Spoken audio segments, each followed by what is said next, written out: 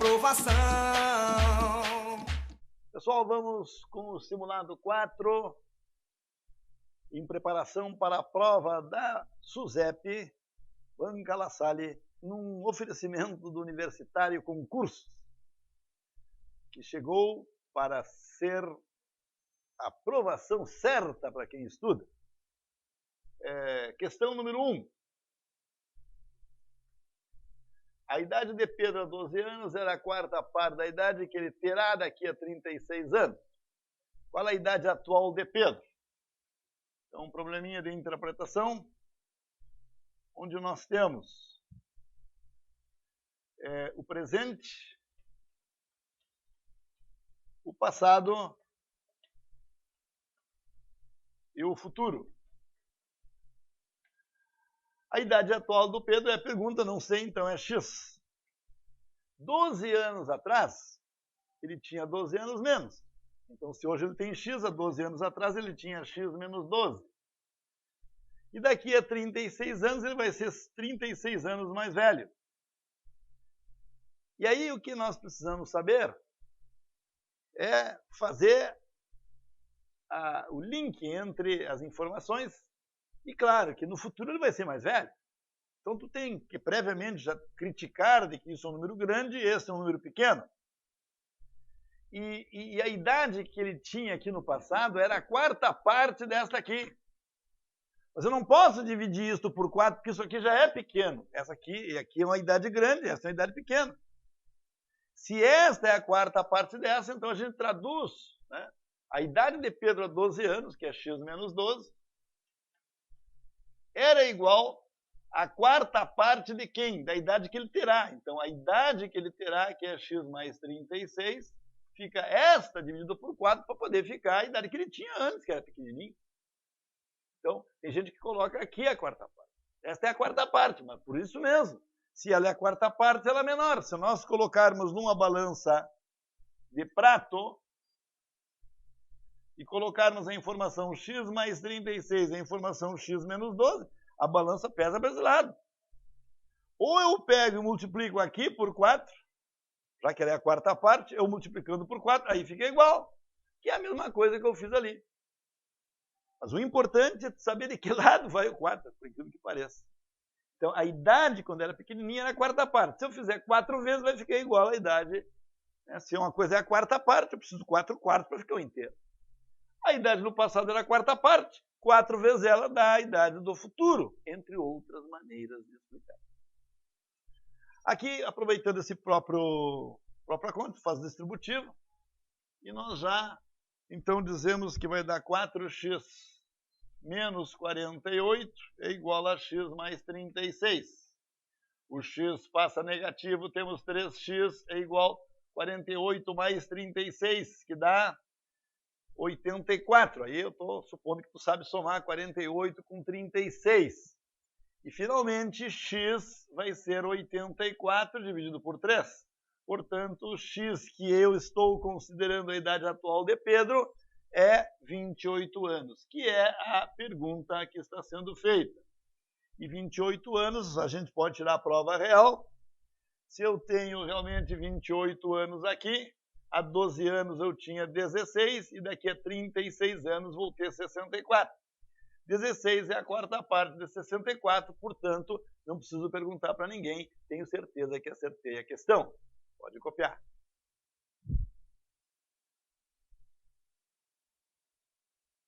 Número 2. A razão entre os números A e B é 3/4 e a razão entre os números B e C é 0,8. Qual a razão entre os números A e C? Temos muitas maneiras de fazer, mas vamos começar lendo, né? Então, A sobre B é igual a 3/4. E também é verdade que B sobre C é igual a 0,8, ou seja, 8 sobre 10. Como eu quero colocar A sobre C, o importante é a proporção. E vejam que o A é 3B sobre 4. E o C se eu multiplicar aqui, passando todo mundo para a parte de cima, então vai ficar aqui 8C igual a 10B, e C vai ser 10B sobre 8. Bom, essa é uma das maneiras de fazer, deixar tudo em função de uma única incógnita.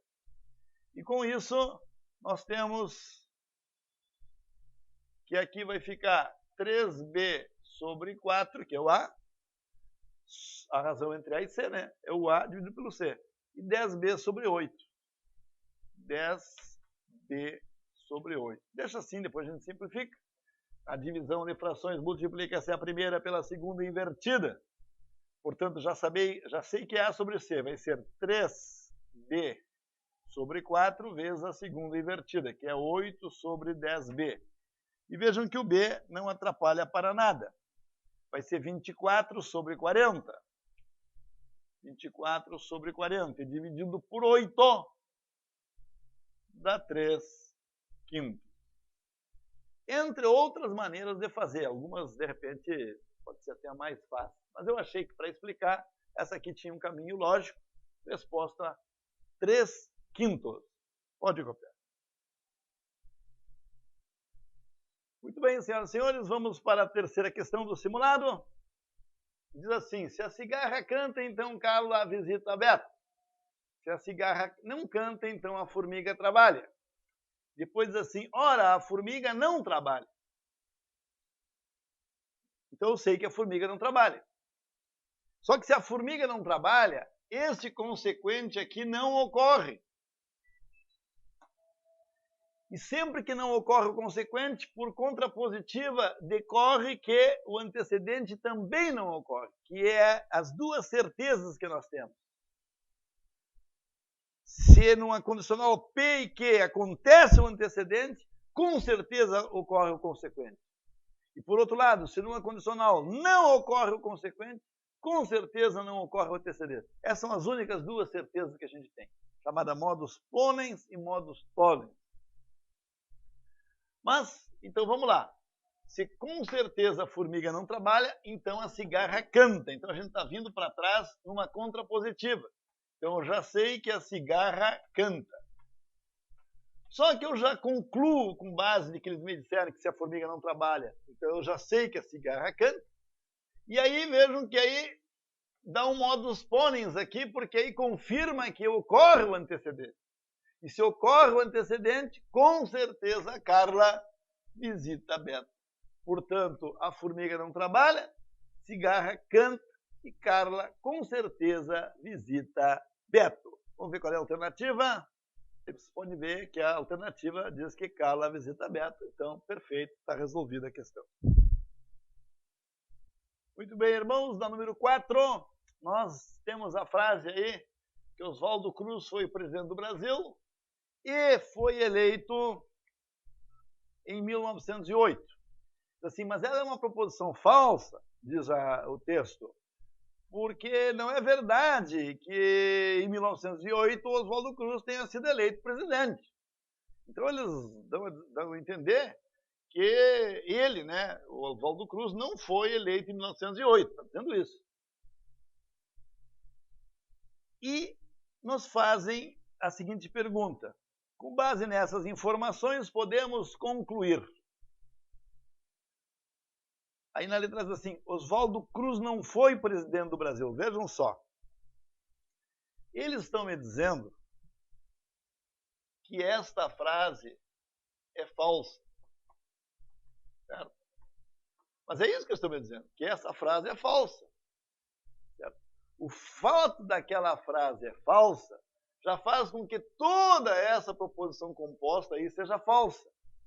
Mas eu não tenho, com base nas informações do texto, nenhuma informação de que o Oswaldo Cruz foi ou não presidente do Brasil, independente da história. Por isso que a gente não pode confundir conhecimentos epistemológicos com conhecimentos lógicos. Não interessa. Às vezes a banca puxa conhecimentos de fora. Eu sempre critico isso, porque aí depois, na hora que eles fazem esse tipo de questão, eles não têm autoridade para dizer, não, mas eu sabia que ele não foi. Não.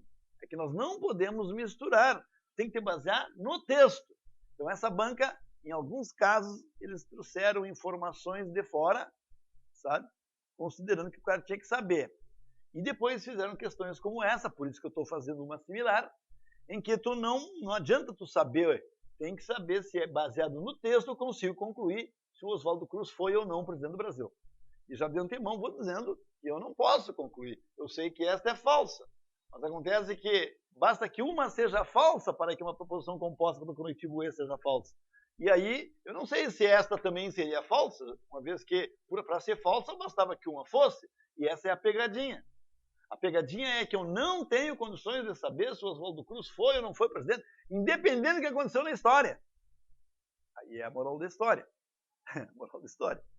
E, então, eu não posso chegar e dizer que o Oswaldo Cruz não foi o presidente e nem que ele foi o presidente. E as alternativas A e B já são a explicação da aula. Ou seja, com a A e a B, eu quero aí mostrar o que eu quero passar nessa questão e que a banca queria cobrar também, porque isso aqui é similar a uma que eles fizeram com a estátua do laçador. Muito bem, a banca La Salle. Então, eu não posso concluir nem que o Oswaldo Cruz foi, nem que não foi, baseado no texto, não que eu seja ignorante na parte da história. Não interessa, é baseado no texto. Depois, na letra C, diz assim, Oswaldo Cruz foi o presidente do Brasil ou Oswaldo Cruz foi eleito presidente do Brasil em 1908. Acontece que o ou basta que uma seja verdade. Já sei que ele não foi eleito em 1908. Como ela não foi eleita em 1908, eu teria que ter certeza, para poder falar, eu teria que ter certeza que o Oswaldo Cruz foi presidente. E como eu não tenho certeza nem que ele foi, nem que ele não foi, então por isso que a letra C não pode servir como conclusão. Porque uma eu sei que está errada. Para uma frase com o conectivo ou ser verdadeira, pelo menos uma eu tenho que ter certeza que está certa. E isso eu não tenho na letra C. É uma boa questão, mas não foi eu que criei. Eu inventei uma outra historinha em cima de uma própria questão criada pela La Salle, com méritos da La Salle, não meus. Eu achei muito bacana a questão. Letra D. Oswaldo Cruz não foi presidente do Brasil ou Oswaldo Cruz foi eleito. A mesma coisa. Eu já sei que ele não foi eleito. Então eu não posso dizer nem a C nem a D, pelo mesmo motivo que eu não posso dizer a E e a B. Senão eu teria certeza que ele foi ou certeza que ele não foi. E baseado no texto eu não tenho. Eu sei que com aquela sendo falsa, a conjunção toda era falsa. Mas eu não posso concluir que ela era falsa porque as duas eram falsas. Não. Aí que está a sacada inteligente do cara que criou a questão essa que eu estou falando. E finalmente, e não menos interessante, é a alternativa E, que diz assim, ó, Oswaldo Cruz.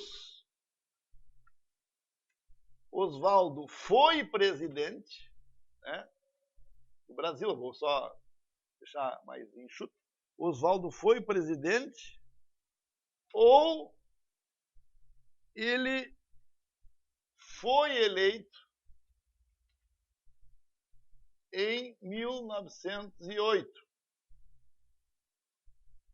Ou ele não foi.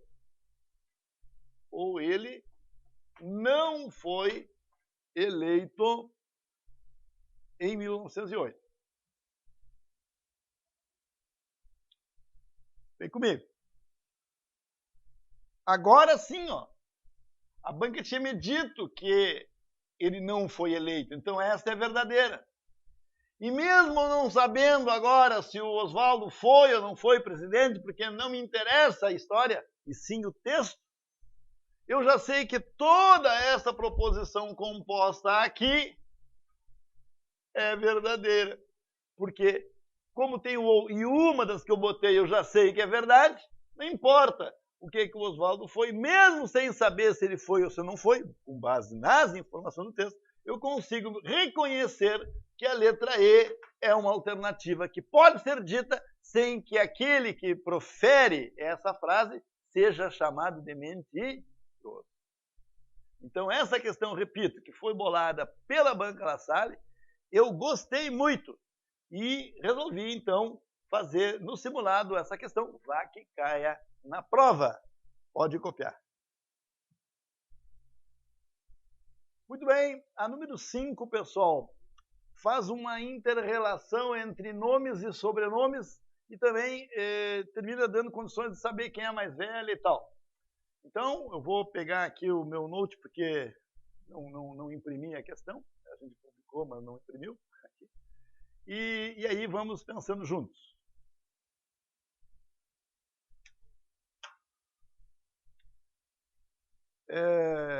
Vamos lá. Diz assim, ó. A de sobrenome Bica, que não é Ângela. Bom, então se a de Bica não é Ângela, eu corto aqui. Cortar, só corta uma. Se fosse, aí se aqui tivesse dito sim, aí eu corto x para cá e x na linha e na coluna fica anulada. Só aquela relação que fica valendo. A de sobrenome Bica, que não é Ângela, é mais velha. A de sobrenome Bica, que não é Ângela, é mais velha que Cristina. Então, olha só. A Bica é maior do que a Cristina, que inclusive não vai ser Bica, né? E também não é Ângela. A de sobrenome Bica, que não é Ângela, é mais velha que Cristina. Então a Cristina também não é Bica. Ora, se a Cristina não é Bica, quem é Bica é a Beatriz. Sim. Se é sim, corta para cá e corta para lá tudo. Ó. Então eu já sei que é a Beatriz Bica.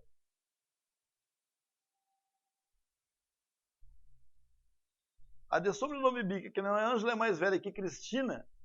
E a de sobrenome Cardoso é a mais velha das três. Bom, com certeza, se é a mais velha das três, a Cardoso está aqui, ó. E se a Cardoso está aqui, a Cardoso não é Cristina. Então, Cristina não pode ser Cardoso. Automaticamente, quem é Cardoso é a Cristina é a Costa e a Ângela é Cardoso. E aí a gente já sabe, inclusive, que se a Ângela é Cardoso, ela é a mais velha das três e a Cristina Acosta é a mais jovem. E com base nisso, vamos ver as alternativas. Ângela Alves. Não tem nenhuma Ângela Alves. Cristina Acosta é mais jovem que Beatriz Bica.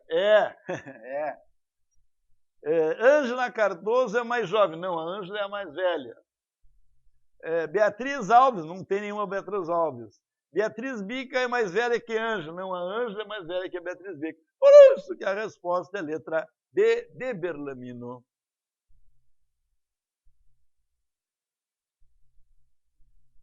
Vamos para uma questão de juros simples, que pode cair também.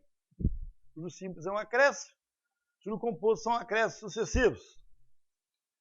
Então, ele diz que o Jorge aplicou a juros simples de 4% ao mês, um capital de 1.200, e que após certo tempo chegou em 1.632. Quanto tempo o capital ficou aplicado? Eu sei que vocês aprenderam com fórmula, pode usar a fórmula.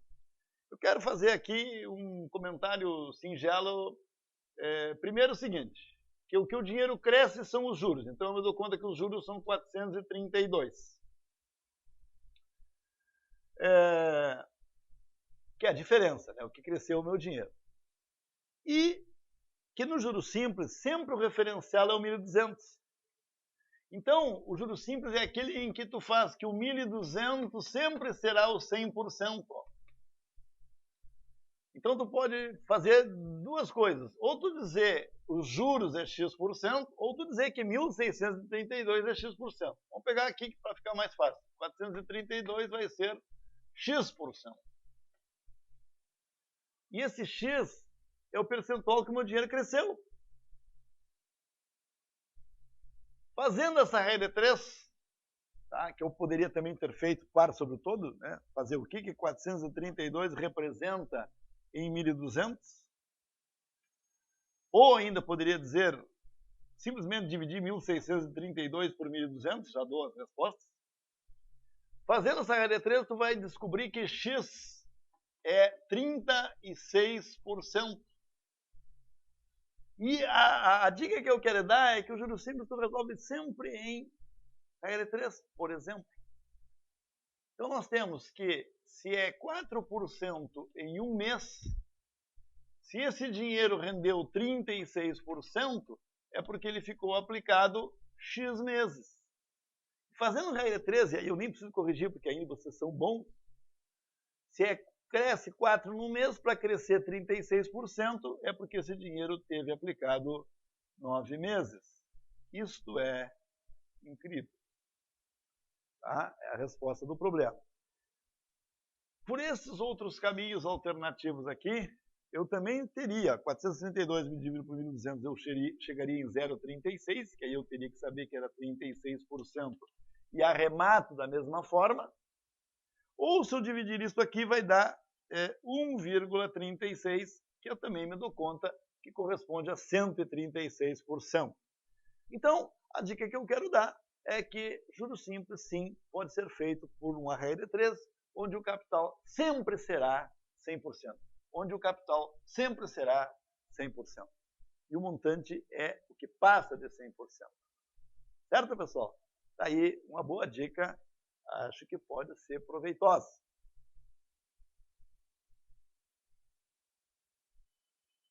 Muito bem, irmãos, estamos aqui já com a 7 e o esqueminha. Diz que são 200 alunos. Desses 200 alunos tem uma parte que estuda História, outra parte estuda Biologia, mas que 40 não estudam nenhuma dessas duas. Bom, então eles pegaram um problema de conjuntos e misturaram com probabilidade. Eles disseram assim, escolhendo um aluno ao acaso e sabendo que ele estuda pelo menos uma dessas duas matérias, qual a probabilidade de que estude ambas? Só que eu tenho que esclarecer melhor como é que se distribuem aqueles 120 alunos que estudam História, e vejam que não diz, estuda só História, estuda História. E 150 estudam Biologia, que não é só Biologia, 150 estudam Biologia. Então nós temos que fazer a clássica situação assim, ó, X, História é 120, então aqui é 120 menos X, e Biologia é 150, então aqui nós temos 150 menos X, que aqui um X e um menos X vai dar 150 certinho, como vocês estudaram, provavelmente. Como eles estão dizendo que 40 não estudam nenhuma das duas, isto aqui forçosamente é 160. Então eu não estou tirando conclusões, não. O texto me deu condições para eu ter certeza que aqui é 160. Então nós temos que 120 menos X mais X mais 150 menos X, tudo isso é 160. E que 270 menos X é igual a 160. E que menos X é igual a 160 menos 270. Portanto, eu concluo que X, fazendo a continha, eu sabia isso na incógnita, X vai dar 110. Então, eu descubro que aqui é 110. Então, a parte de conjuntos já venceu. Já sei que tem 110 que estudam as duas. Vejam só. Se aqui tem 110, para ter 120 que estudam História, é porque tem 10 que estudam só História. E se aqui tem 110 e Biologia fecha um grupo, tem 150 que estudam Biologia, então se aqui já tem 110 que estudam, por mais que eles estudem História também, eles estudam Biologia. Então, para ter 150 com Biologia, tem que ter 40 que estudam só Biologia. Então, aqui nós temos 150 que estudam Biologia e temos 120 que estudam História. E a pergunta é, escolhendo um aluno ao acaso e sabendo que eles estudam pelo menos uma dessas duas, qual a chance de que estudem ambos? Então, isso é aquilo que a matemática chama de probabilidade condicional e que é fórmula para cima e para baixo. Eu costumo ensinar assim, é só eles mudaram o referencial. Em vez de pegar um aluno qualquer da escola toda, que seria em relação a 200, eles pegaram um aluno, mas que sabem que é desse grupo. Porque eles disseram que eles pegaram um aluno ao acaso, mas que sabiam que pelo menos uma das duas eles estudavam. Então é um problema em que houve uma mudança de referencial. E se desses alunos, qual é a chance de eu pegar um que estude ambas? Bom, tem 110 que estudam ambas sobre um total de 160. Por que 160? Porque 200 menos 40, aqui dá 160. Então, eu tenho, desse grupo de 160, tem 110 que estudam ambos. Então, se eu pegar o acaso, vai ter uma boa probabilidade. Que é o que vai acontecer se eu dividir isso daí, certo? 11 dividido por 16 deve dar, eu acho que 75%. Vou ter que fazer a continha agora. Né? Se não me engano, é por aí. Então, vamos dividir 11. Aqui, vamos lá.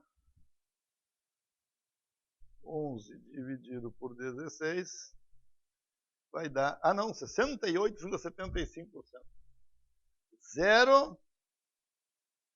0,6875, que significa 60... Olha que número bonito. Bacana, Paplau. E se eu acertar, mande a Polícia Federal lá em casa. Tem que ser quero o japonês da Federal. Tá? Porque vai ver que eu tinha informações privilegiadas. Muito bem, senhoras e senhores, eu esquematizei aqui a questão 8 que vocês têm no simulado, que diz que a avó ia dar aí para o neto presentes, levando na loja para ele escolher. Aí ele tinha 3 modelos de celular, ele tinha que escolher um dos 3. Então ele tinha 3 opções, tinha que escolher um.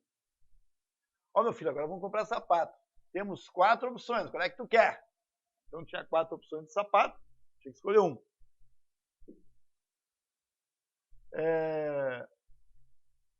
Aí no caso diz que são 4 opções e pronto. Não interessa, mas e o número? 4 opções. Ele estava na dúvida de 4 opções, tinha que escolher uma. Aí depois tinha as camisas com 5 cores diferentes, ele tinha que escolher 2 camisas entre 5. E tinha também mais uma decisão que era se levava ou não um par de meia. Meu filho, tu quer um par de meia? Sim ou não? Mas aí nós temos 2 opções. Ou leva ou não leva. É isso que às vezes o cérebro não se dá conta. Entre levar e não levar, eu tenho que decidir também. Então, ou leva ou não leva. Então, ou os presentes vão ter 1, 2, 3 itens, ou ele teria 1, 2, 3, 4 itens. E cada um com as possibilidades que a gente já vê, que isso aqui é o princípio fundamental da contagem. Só que, nesta hora aqui, para tu saber as opções, tem que fazer um trabalho prévio, que é, já que de 5 cores eu tenho que escolher 2, e a ordem não interessa, porque o que interessa nesse caso é a natureza, os elementos, e não a ordem, o que interessa é as 2 cores. O que tu quer? A rosa e a verde, a amarela e a laranja, a branca e a laranja, né? Então aqui seria combinação... Ah, não, são 3 cores, né? Escolhe 3. Tinha que levar 3. 3 cores. Pode escolher 3 cores. Então é combinação de 5 3 a 3 para tu saber quantas dúvidas tu tem, quantas hipóteses tu tem. E combinação de 5 3 a 3 é 5 vezes 4 vezes 3 sobre 3 vezes 2 vezes 1, que dá 10. Então é um probleminha que pega a combinatória, mistura com o princípio da contagem, que também é a origem de tudo, e também mistura com essa bidecisão aqui, né? Essa bifurcação, que é leva ou não leva meia. E tudo isso são as inúmeras formas dele. O que eu quero? O modelo 1, o outro modelo, qual? E todos vocês, não preciso explicar que isso é o princípio da contagem. Onde tudo que eu tenho que fazer é multiplicar. 3 vezes 4, 12. 12 vezes 10, 120. E 120 vezes 2, 240. Por isso que a resposta dessa questão é 240. Pode copiar. Interessante, mas pode copiar. Muito bem. A número 9 é uma questão que eu até diria que preste atenção, porque, assim, pelo que eu estou vendo do estilo da Banca La Salle, eles sabem explorar esse detalhe aí. É típico de quem foi aluno da URGS, coisa assim. E é o seguinte, diz que em 2015 a SUSEP registrou X registros de novos detentos, por exemplo, uma história qualquer. E diz que em 2014 o número de registros de novos detentos tinha sido 20% menor que em 2015. E por outro lado, em 2016, o número de registros de novos detentos foi 10% maior que 2015. E fecha perguntando quanto por cento o número de registros de 2016 é maior que o número de registros ocorrido em 2014. Bom, então, irmãos, essa situação é a seguinte, ó. Eu poderia fazer com 100, entendeu? Mas vou fazer bacana. X, uma coisa 20% menor que X é 0,8X. Porque o cara, para passar na prova, tem que saber isso. Então, e o outro jeito do 100? Quer fazer, faz tu, mas aí já é um aluno mais fraquinho. O cara tem que saber que 20% menor é 0,8. E 10% maior, 1,1. Não sei isso. Então, eu te desejo uma boa prova, mas se quiser depois seguir estudando, compra os nossos cursos que tu vai aprender muito mais do que tu sabe agora. Bom, então nós temos essa situação, que é como se fosse 80 e 110. E ele quer saber quanto que isto é maior que isto. Ora, sempre que eu quero saber quanto que o grande é maior que o pequeno, basta dividir o grande pelo pequeno e interpretar o resultado do ponto de vista daquilo que eu chamo balconista. Então é só dividir 1,1x por 0,8x. CRã. E isso dá 11 dividido por 8, desde que eu iguale as casas depois da vírgula. Eu já falei que dividido por 8, 16, 32, 64, sempre dá uma conta com o resto zero. E essa continha aí vai dar 1,375. O que isso significa? Que esse número é 37% e meio maior. O 110 é 37,5% maior que 80. Por isso que a resposta da pergunta é 37,5. Se cair essa também, vocês vão querer me dedar para a polícia. Mas é uma questão clássica. Lógico que eu estou trabalhando, quando eu brinco assim, né? É porque eu estou fazendo questões clássicas e que um bom professor sabe que o aluno que sabe isso, ele está habilitado para passar. Então, não é que o professor saiba as questões, é que a gente sabe o que um aluno precisa para mostrar que sabe mais que os outros. Ele tem que saber fazer essa questão. Então, por isso que ele merece passar. E por isso que ele merece receber essa dica também. Já corrigimos a 10. Muito bem, amigos. Na 10 diz que um automóvel percorre uma distância X. Na ida, o rendimento dele é 12 km por litro. Na volta, o rendimento dele foi 8 km por litro. E a distância é a mesma. Ele quer saber qual é o rendimento médio da ida e a volta, ou seja, de percorrer a distância 2x. E claro que o bobinho vai pensar que é 10. Né? Por quê? Porque como eles falam aí, eles gostam de explorar médias, né? Então essas são algumas questões bacanas sobre média, que na verdade todo mundo já mais ou menos sabe o que é média, moda, mediana. Então aquilo ali eu considero que está bem treinado. Aparentemente eles não vão fazer nada muito complicado. E o que eu tenho que então treinar vocês é para essas surpresinhas assim. Eu vou convidar os amigos a raciocinar. O que é uma média? No caso aí eu tenho que dividir a distância pelo número de litros. Sempre que tu desmontar a questão e usar raciocínio, tu não vai ser enganado pela banca. Quando eu falo média, é qualquer média lá que eles queiram fazer. Média das notas, aí tu pega a soma de todas as notas, dividido pelo total do número de todos os alunos. Aqui no caso eu vou pegar toda a distância e ver todos os litros. Né? Mas vejam que a distância era x na ida. E ele andou 12 quilômetros por litro. Tá? 12 quilômetros por litro significa que se ele andou, vamos ver como é que nós vamos fazer aqui, se ele andou 12 quilômetros, quer dizer, ele gastou uma média de, ele percorreu 12 quilômetros por cada litro. Tá? E se a distância era x quilômetros, tá? Então atenção. Então a distância, porque aqui nós vamos ver aqui, ó, que a média é a distância pelo número de litros. E aí aqui eles deram a média. Então eles deram a média. Vamos fazer aqui desse jeito. Então a média aqui é 12 km por litro. E a distância é x. Então eu vou descobrir quantos litros ele gastou. Então se eu pegar o litros, passar para lá e dividir o 12, Então eu vou ver que o número de litros que ele gastou na ida é x sobre 12. E pela mesma razão, o número de de litros que ele gastou na volta foi x sobre 8. E agora eu vou usar essa fórmula para achar a nova média, que é a distância sobre o número de litros. Então, qual a nova média que eles querem? A nova média vai ser a distância, que é 2x, dividido por x sobre 12, que é os litros que eu gastei na ida, e mais x sobre 8, que é o número de litros que eu gastei na volta. E se vocês observaram as provas da La Salle, eles já pediram média harmônica, por exemplo, mas de forma abstrata. E aqui eu estou conseguindo fazer uma aplicação disso de forma bastante interessante. De maneira que nós vamos ter que agora fazer essa continha aqui. Para isso eu vou apagar o lado de lá. Então eu estou me baseando de que média é a distância percorrida dividida pelo número de litros. E agora, como eu sabia que a média era 12 km por litro, sabia que a distância era x, eu calculei o número de litros expressando o número de litros em função de x, que a gente diz.